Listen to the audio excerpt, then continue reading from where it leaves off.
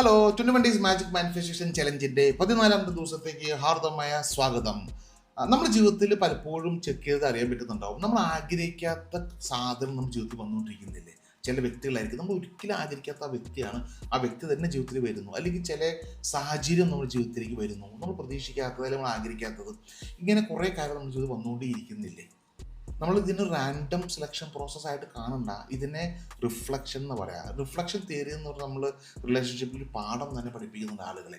എന്താണ് നമ്മുടെ ഉള്ളിൽ കിടക്കുന്ന ഇമോഷൻസ്, ഫീലിങ്സ് എന്താണോ അതനുസരിച്ചുള്ള സാധനങ്ങൾ നമ്മുടെ ജീവിതത്തിൽ വരുന്ന പറയാം. പല രൂപത്തിലായിരിക്കും വരിക. അപ്പോൾ നമ്മൾ നമ്മളെ മര്യാദക്ക് സ്നേഹിക്കാതെ അംഗീകരിക്കാതെ നിൽക്കുന്നുണ്ടെങ്കിൽ നമുക്ക് പുറത്തുനിന്ന് അതേ സിറ്റുവേഷൻ തന്നെ ആൾക്കാരും അല്ലെങ്കിൽ സാഹചര്യം മുമ്പിലേക്ക് ഉണ്ടാവുമെന്ന് പറയാം.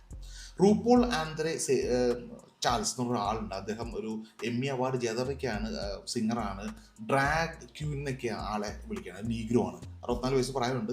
അദ്ദേഹം പറയുന്നത് അദ്ദേഹത്തിൻ്റെ ജീവിതത്തിൽ ഒരുപാട് ഡിജക്ഷൻസ് ഒക്കെ നേരിട്ട ആളാണ്, ഒരുപാട് സ്ട്രഗിൾസ്, ഒരുപാട് ആളുകളുടെ കുത്തുവാക്കൽ, ഇതെല്ലാം നേരിട്ട ആളാണ്. അദ്ദേഹം പറയുന്നത് ആ കയോസും ആ ബുദ്ധിമുട്ടെല്ലാം മാറി ഒരു ദിവസം അദ്ദേഹത്തെ തിരിച്ചറിഞ്ഞപ്പോൾ, അല്ലെങ്കിൽ അദ്ദേഹത്തെ സ്നേഹിക്കാനും പരിചരിക്കാനും അഭിനന്ദിക്കാൻ തുടങ്ങി കഴിഞ്ഞപ്പോൾ മുമ്പിൽ ആ സാഹചര്യങ്ങളെല്ലാം മാറിയെന്ന് പറയാം.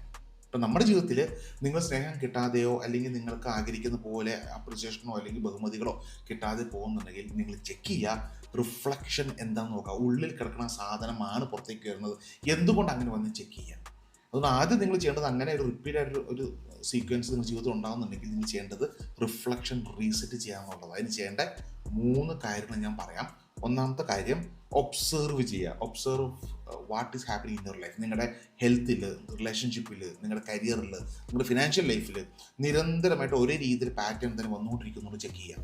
2, ചെക്ക് ചെയ്യേണ്ടത് അത് എന്ത് തരത്തിലുള്ള ഉള്ളിൽ കിടക്കുന്ന ഇമോഷൻ റിഫ്ലക്ട് ചെയ്ത് വന്ന് ചെക്ക് ചെയ്യുക. എക്സാമ്പിൾ, ഇപ്പോൾ സ്നേഹം കിട്ടുന്നില്ല അല്ലെങ്കിൽ വല്ലാതെ കളിയാക്കലുകൾ നമ്മൾ അനുഭവിക്കുന്നുണ്ടെങ്കിൽ ചെക്ക് ചെയ്യുക, നമ്മൾ പലരെയും സ്നേഹിക്കാതിരിക്കുന്നുണ്ടോ, നമ്മൾ പലരെയും കളിയാക്കുന്നുണ്ടോ, നമ്മൾ പലരെയും ഇടിച്ച് താഴ്ത്തുന്നുണ്ടോ, നമ്മൾ വേറെ നമ്മളെക്കാൾ കുറഞ്ഞ ആൾക്കാർ ചെയ്യുന്നുണ്ടെങ്കിൽ ഇപ്പുറത്ത് നമുക്ക് കിട്ടുന്നുണ്ടോ പറയുക. ഇതാണ് റിഫ്ലക്ഷൻ തിയറി എന്ന് പറയുന്നത്. എന്താണോ നമ്മൾ കൊടുക്കുന്നത്, ചെയ്തുകൊണ്ടിരിക്കുന്നത്, നമ്മളോട് തന്നെ ആയിരിക്കാം, മറ്റുള്ളവരായിരിക്കാം, ഇത് തന്നെ വേറെ രൂപത്തിൽ നമുക്ക് വേറെ സ്ഥലത്ത് കിട്ടിക്കൊണ്ടിരിക്കുന്ന പറയാം. Step number 3, choose new belief, new emotion. പുതിയ ഇമോഷനും പുതിയ ബിലീഫും പുതിയ ഫോക്കസും നിങ്ങൾ സെറ്റ് ചെയ്യുക.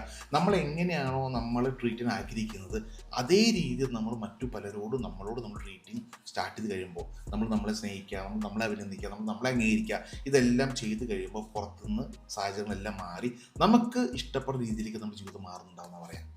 അപ്പം 3 സ്റ്റെപ്പും മനസ്സിലാക്കുക, ജീവിതത്തിൽ ഒരു മാറ്റം. ഇതൊരു വളരെ ഇമ്പോർട്ടൻറ്റ് ലെസണാണ്. പലരും അറിയുന്നില്ല, പലരും ചിന്തിക്കുന്നത് എനിക്കിങ്ങനെ സംഭവിക്കണമെന്ന് പറയുന്നില്ല. കാരണം ഉള്ളിൽ തന്നെയാണ് നമ്മൾ പലരോട് ബിഹേവ് ചെയ്യുന്ന സാധനം തന്നെയാണ് പല സ്ഥലത്തും കിട്ടുന്നതെന്നാണ് എൻ്റെ അർത്ഥം.